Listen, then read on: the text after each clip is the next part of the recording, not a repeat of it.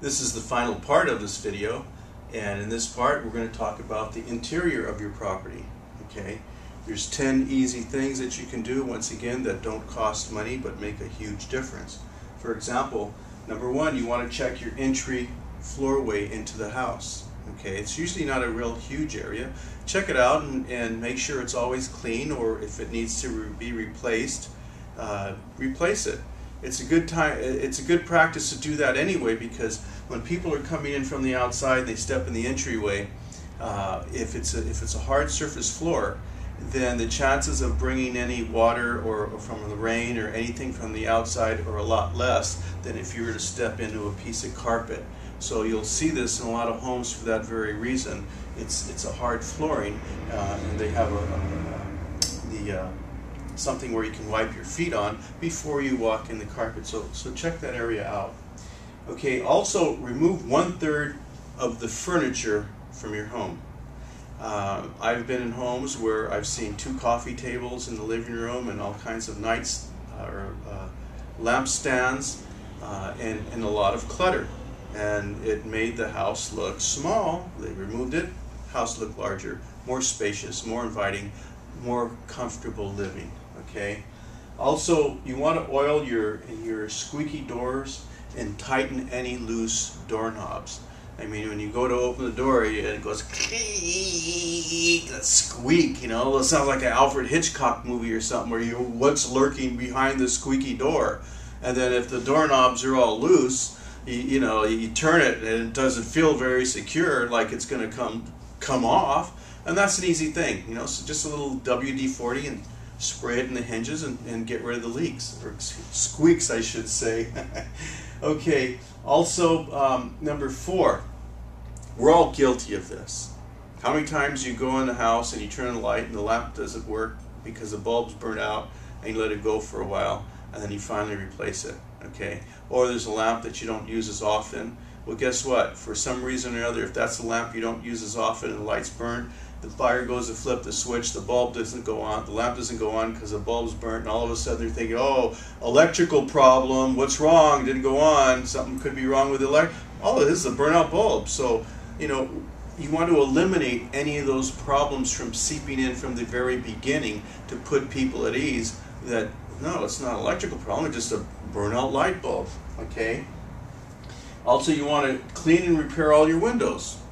If you have cracked or broken glass, a glass pane, it doesn't cost a lot. It's real easy to do. You pull out the caulking. You got little steel triangle things that hold the glass in. You measure, put the new piece of glass, put the little triangle things that hold the glass in, put the caulking, end of story, done. Real easy to do.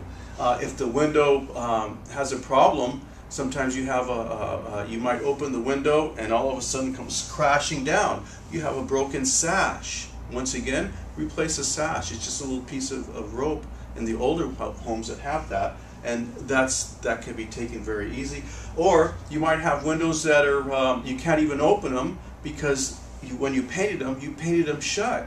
Well, just get a putty knife, or not a putty knife, a utility knife, cut around it, make sure the paint's loose so you can open and close the window. See, that's a lot easier to do those things than to spend several thousands of dollars and replace every window in the house with double pane windows. Now, if your windows are all busted up and they're beyond repair, then again, that may not be a bad idea to do that as well. Okay, but for now, we're just talking about making sure that your windows work properly. There's no busted glass in them and things of that nature. Okay. Also, you want to repair all the leaking faucets in the toilets.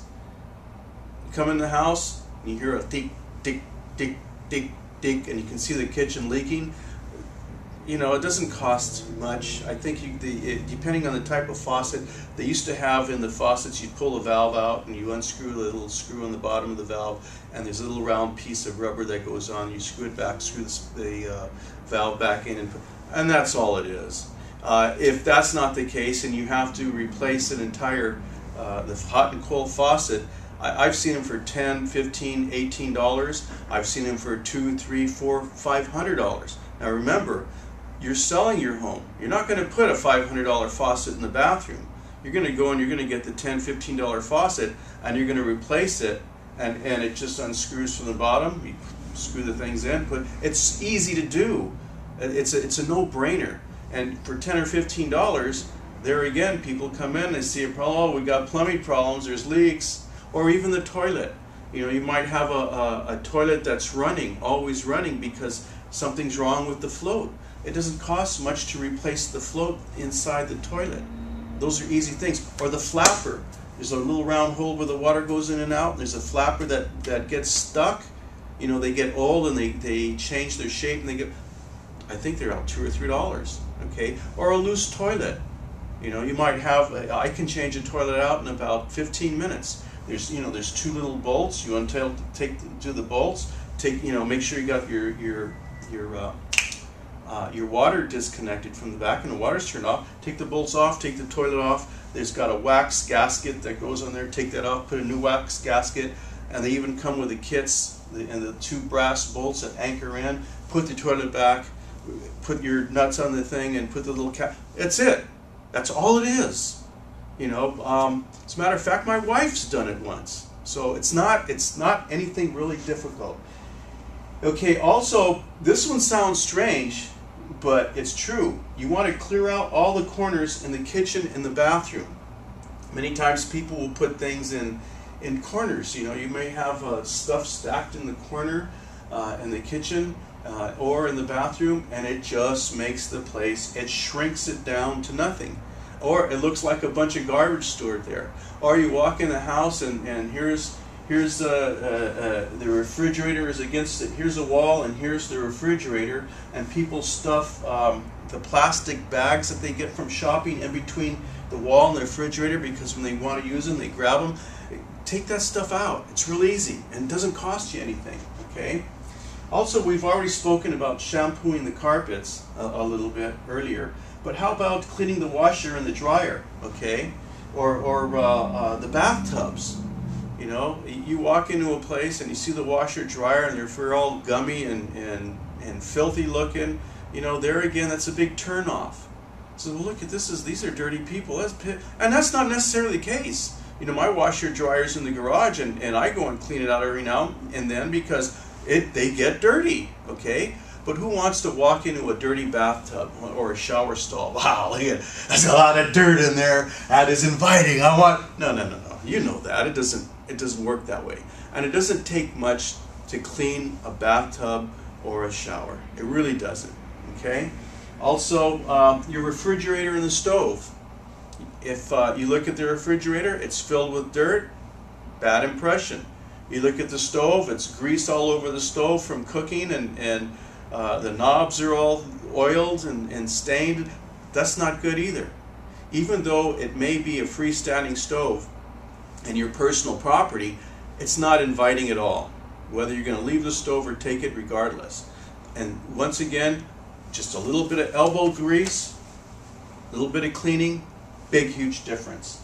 Okay, also, you want to clean out all your closets and all the clothes that you haven't used in the last couple of years, you don't use often. It's a good idea to take all that stuff out, because if you're going to be moving, you're going to have to start packing anyway. So why not start packing now and get rid of all that stuff? So this way, when someone looks in the closet, they see a few items of clothing that you wear with room for a lot more, where they can put their stuff in there and see that in their own mind. Okay, I've covered a few items here on the things that turn off buyers, the exterior and the interior. I have a lot more to say, however, I can't do it in such a short period of time. That's why I created a special report that's called 44 Tips for Preparing Your Home for Sale. And it's quite intensive, and it's got a lot of good information in there in addition to what I've already given you. If you're interested in receiving one of these reports for free, it doesn't cost you nothing, you can call me at this number, 562-400-8123, and I will give me your name and address, and I will send you the report. Once again, it's free. Or I have a service I provide. It's called the Maximum Home Value Audit. And that's where I walk to the house and I look for all these things in all these areas, and I put it together and I take pictures and I put it in a bind report, okay? And in this report, it's specific to your house, and it suggests all these things that need to be done in the event that you may overlook something. I probably won't, okay? If you, there again, this service is free, it's without obligation, and it's very, very helpful. You can use it as a guide and do a little at a time, or do it all in a weekend. It's your call. But if that's what you want, once again, you can call me, and like I said, this is a service that I offer to you.